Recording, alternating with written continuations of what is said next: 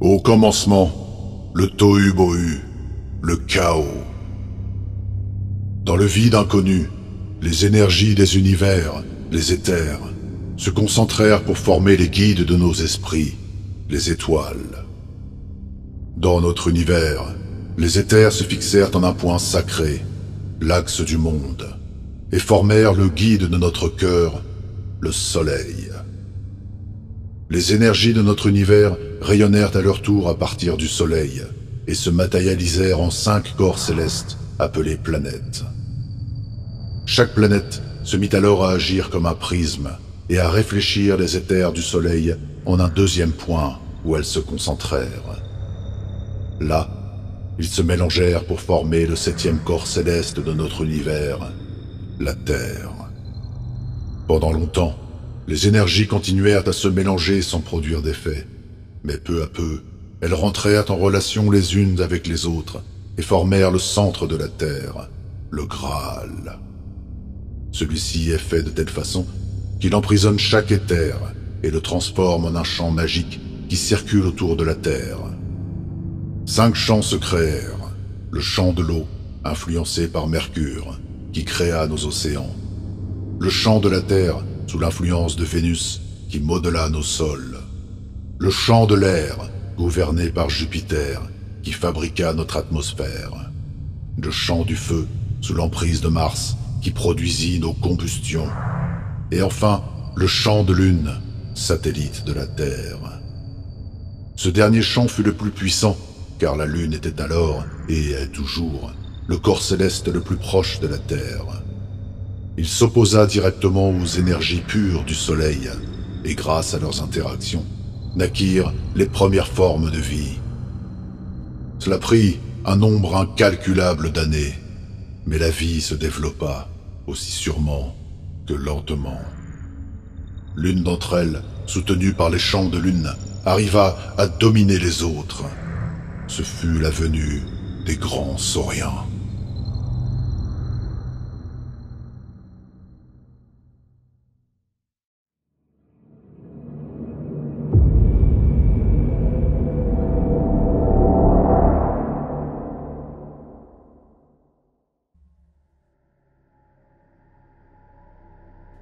Les sauriens se mirent à vénérer le champ de Lune, y puisant l'énergie magique.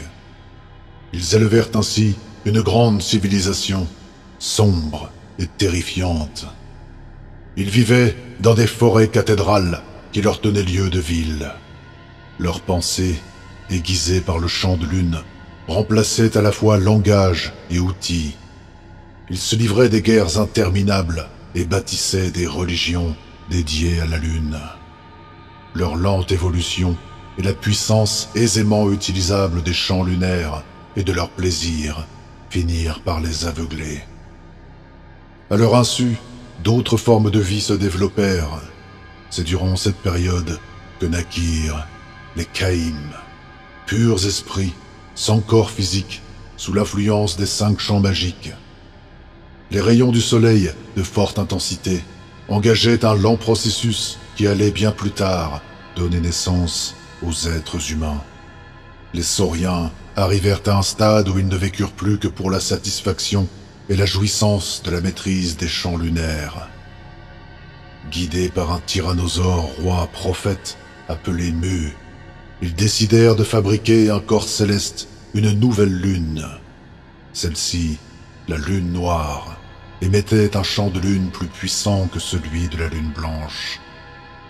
Mais leur aveuglement les conduisit à faire fi du risque de modifier l'équilibre des champs magiques sur la Terre.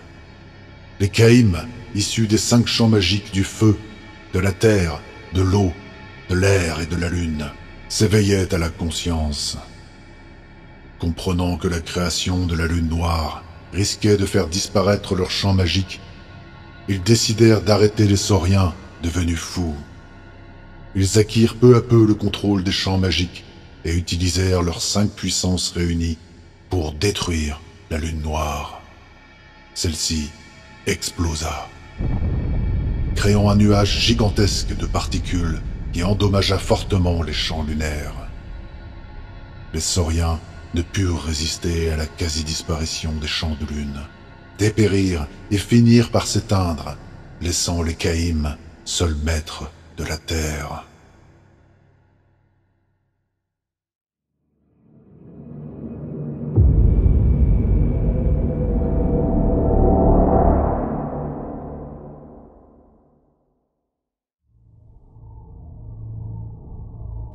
Les conditions naturelles sur la Terre furent gravement perturbées par le nuage.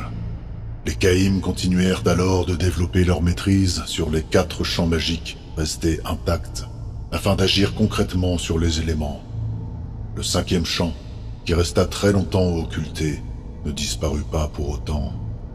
Les Caïms se modelèrent alors des corps physiques dont les apparences évoquaient les éléments naturels qu'ils contrôlaient. C'est ainsi que prirent forme ce que les humains appelleraient plus tard les salamandres, les sylphes, les elfes, les satyres, ainsi que les autres créatures élémentaires. Puis ils se mirent sur la route de la civilisation. Ils améliorèrent la magie en l'utilisant comme un outil et comme une énergie. Ils inventèrent une langue, appelée l'Énokéen, pour consigner leurs connaissances sur la magie. Ils étudièrent leur propre nature et arrivèrent à la conclusion qu'ils étaient quasi immortels. Les Caïms progressèrent sur la voie de la sagesse et réussirent à tous s'unir dans un grand royaume magique qui englobait tout le grand Graal d'émeraude, la Terre. Mais ils étaient encore frustrés de ne pouvoir contrôler le champ magique le plus puissant, celui du soleil.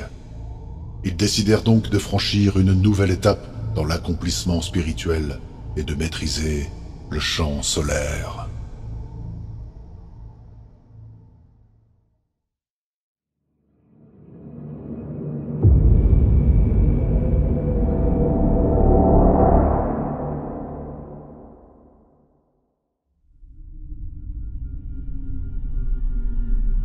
Les Caïms pensèrent un projet grandiose qu'ils baptisèrent le Sentier d'Or. Après avoir étudié les autres espèces vivantes sur la Terre, ils remarquèrent la présence d'une espèce particulière. Les membres de cette espèce étaient issus d'une lente évolution depuis les grands primates. Ils étaient habiles, bipèdes, et leur potentiel intellectuel semblait très élevé. Bien que la conscience ne les habitât point encore, ils possédaient en eux une parcelle des champs solaires. Les Caïms décidèrent d'utiliser cette espèce pour maîtriser le Ka-Soleil. Pour l'isoler, ils créèrent un continent au centre d'un grand océan que l'on retiendrait plus tard sous le nom de l'Atlantide. Ils transportèrent les membres de l'espèce qu'ils avaient choisis sur ce continent et tentèrent de pénétrer dans leurs esprits. Mais ce fut un échec, car cette espèce, l'humanité, n'en était alors qu'à ses balbutiements. Les Caïms se résolurent à la patience et entreprirent de cultiver et de développer le champ solaire au sein de ces premiers humains. Peu à peu, l'espèce humaine s'éveilla à la conscience. C'est alors que certains Caïms prirent peur, voyant dans le Sentier d'Or la répétition des erreurs des grands sauriens. Ceux-là s'exilèrent de l'Atlantide. D'autres apprirent à aimer les humains et se révoltèrent de la façon dont les Caïms les traitaient, comme de simples enveloppes charnelles. L'un de ceux-ci prit l'initiative de révéler la vérité à certains humains. Le résultat dépassa les espérances de ce Caïm que les humains nommaient Prométhée. Cette révélation fut l'étincelle qui manquait à l'humanité.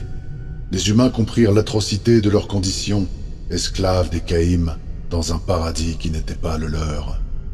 Certains entreprirent de former des petits groupes partageant la connaissance héritée de Prométhée, fondant les premières sociétés secrètes. C'est alors qu'un événement extraordinaire bouleversa les plans des Caïms. La chute d'une gigantesque météorite près de l'Atlantide. Cette météorite, venue de la lointaine Saturne, qui n'avait alors aucune influence sur la Terre, ouvrit la voie à un nouveau champ magique destructeur des autres champs, l'oricalque. Grâce aux connaissances que leur avait apportées Prométhée, les humains comprirent l'importance de cet événement et, fabriquant des armes d'oricalque, se révoltèrent contre les Caïms, dissociant nombre d'entre eux. Mais la chute de la météorite eut une autre conséquence, un déluge cataclysmique qui fit sombrer l'Atlantide dans les profondeurs de l'océan. Ce déluge resta à jamais dans la mémoire des humains qui réussirent à fuir et à rejoindre les autres continents avant l'engloutissement total de l'Atlantide.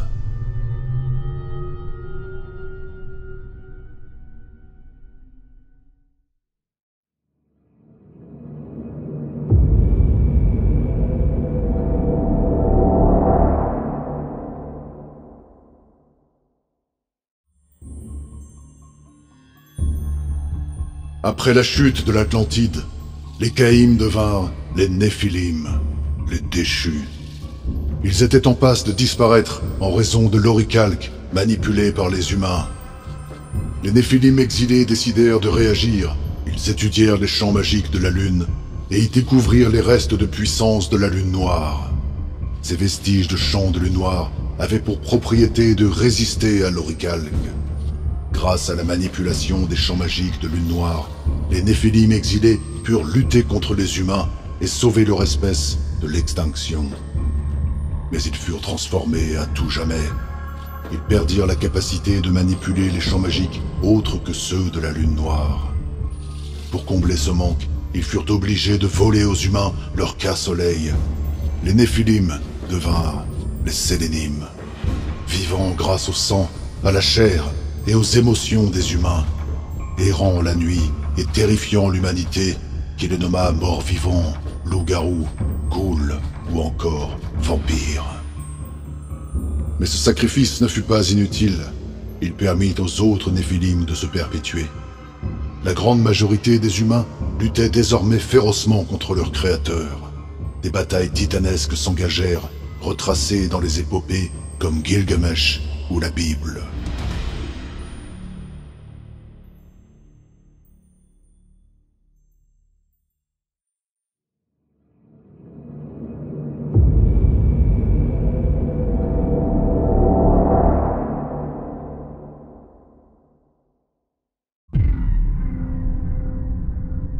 Rapidement, les humains réalisèrent que les Néphilim avaient la capacité de se reformer dans les champs magiques, après avoir été dispersés. Grâce aux connaissances apportées par Prométhée, les humains construisirent des objets magiques, appelés stases, dans lesquels ils purent emprisonner les Néphilim. Ils bâtirent alors de gigantesques sites d'alignement de pierres dressées. Grâce à de puissants calculs basés sur les alignements de pierres, les stases furent placées en des endroits qui ne verraient jamais le passage de champs magiques. De nombreux Néphilim furent ainsi capturés et mis en stase. Les descendants directs des humains qui avaient été initiés par Prométhée décidèrent que le savoir qui leur avait été transmis ne devait pas être partagé par tous.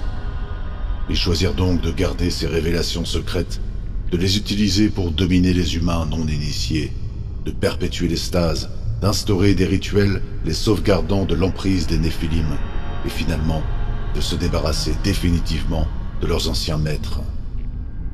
Certains humains, cependant, préférèrent voir dans les Néphilim des dieux terribles ou bienveillants et leur vouèrent d'innombrables cultes.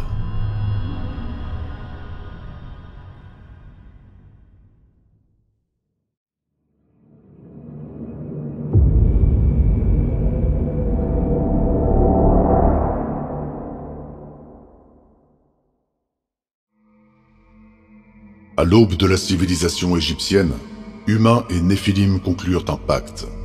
Ce grand compromis stipulait que les humains fourniraient aux Néphilim des corps d'incarnation et que ces simulacres seraient vénérés comme des dieux vivants, les pharaons. En contrepartie, ces Néphilim promettaient de protéger l'Égypte grâce à leur puissante magie, de transmettre les enseignements de Prométhée aux prêtres égyptiens et de se condamner à s'enfermer à tout jamais dans de grandes sépultures inviolables sans chercher à s'incarner de nouveau. Le compromis dura sans faillir pendant plus de 2000 ans, jusqu'à l'incarnation du Néphilim qui allait devenir Akhénaton sous la 18e dynastie, quelques 1500 années avant la venue d'un certain Jésus-Christ.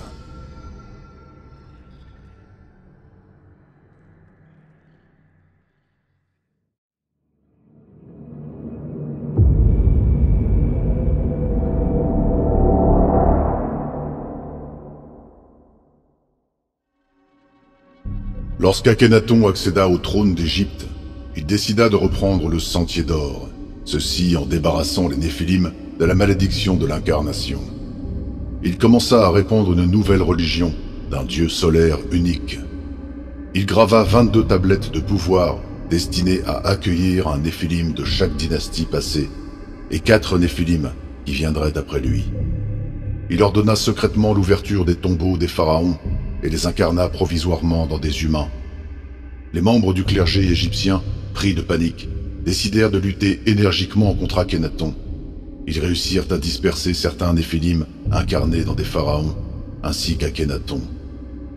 Peu à peu, le savoir confié aux humains par Prométhée ne fut plus détenu que par quelques individus qui le conservèrent jalousement.